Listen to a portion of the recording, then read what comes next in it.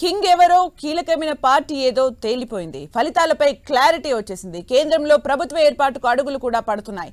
ఇక్కడే ఆసక్తికర చర్చ మొదలైంది. బీజేపీ ఎన్డీఏ కూటమికి ఫుల్ మెజార్టీ రాకపోవడం ఏపీకి కలిసి వస్తుందా? ఏపీ దశ మారబోతుందా? నవ్యాంధ్ర ఆశించే స్థాయి నుంచి శాసించే స్థాయికి ఎదిగిందా? కేంద్రంలో బీజేపీకి ఫుల్ మెజార్టీ రాకపోవడం ఏపీకి ఎంత ఉపయోగం? 16 సీట్లతో బాబు ఎన్డీఏను శాసించి ఏపీకి కావాల్సిన నిధులు రాబట్టగలుగుతారా? కేంద్రంలో కొత్త ప్రభుత్వం కొలువు తీరనుంది. ఎన్డీఏ మిత్రపక్షాలతో కలిపి మ్యాజిక్ ఫిగర్ సీట్లను సాధించగలిగింది బీజేపీ.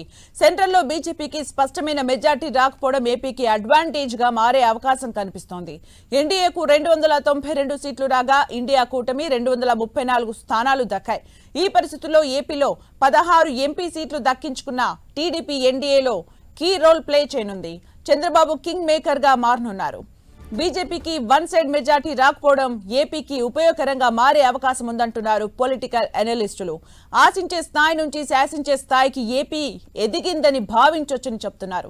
2014లో బీజేపీకి 282 సీట్లు వచ్చాయి. 2019లో 303 సీట్లు సాధించింది. ఆ 2 టర్మ్లు బీజేపీకి సొంతంగా మ్యాజిక్ ఫిగర్ సీట్లు రావడంతో ఏపీకి కావాల్సిన నిధులు, ప్రాజెక్టులు పూర్తి స్థాయిలో సాధించలేకపోయాయి ఏపీ ప్రభుత్వాలు. 2014 నుంచి 2019 వరకు అధికారంలో కొనసాగిన చంద్రబాబు అయినా, 2019 నుంచి ఇప్పటి వరకు పవర్లో ఉన్న జగన్ అయినా కేంద్రంలో ఉన్న బీజేపీతో సఖ్యతతో మెలుగుతూ బతిమాలి రిక్వెస్టింగ్ మోడ్లో నిధులు, ప్రాజెక్టు రాబట్టే ప్రయత్నం చేశారు. అయినా గత 10 ఏళ్లలో అనుకున్న స్థాయిలో కేంద్రం ఏపీకి న్యాయం చేయలేదన్న విమర్శలున్నాయి. ఈసారి ఎన్నికల ఫలితాలతో సీన్ మారింది.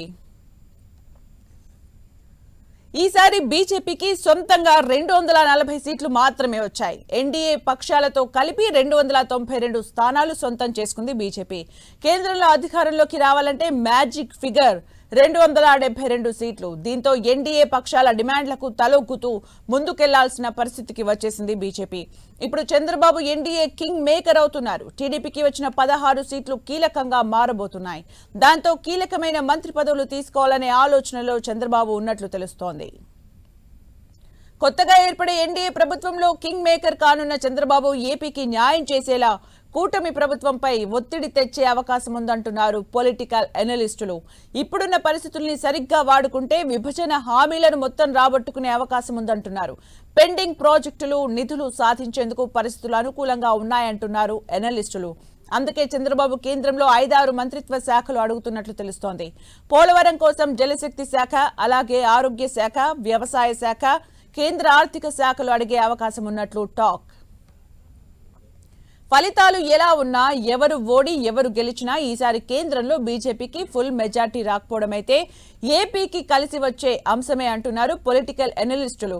బీజేపీకి ఈసారి కూడా ఫుల్ మెజార్టీ వస్తే అధికారంలో ఉన్న పార్టీ దయతలిచి ఇస్తే తీసుకోవడం తప్ప శాసించే పరిస్థితి ఉండదంటున్నారు.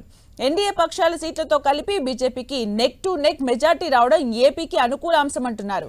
బతిమాలే స్టేజ్ నుంచి బార్గెనింగ్ స్టేజ్ కు పరిస్థితి వచ్చేసిందని, ఇప్పుడే కేంద్రం నుంచి నిధులు తెచ్చి ఏపీని కావలసినంత అభివృద్ధి చేసుకునే అవకాశం ఉందంటున్నారు పొలిటికల్ అనలిస్టులు.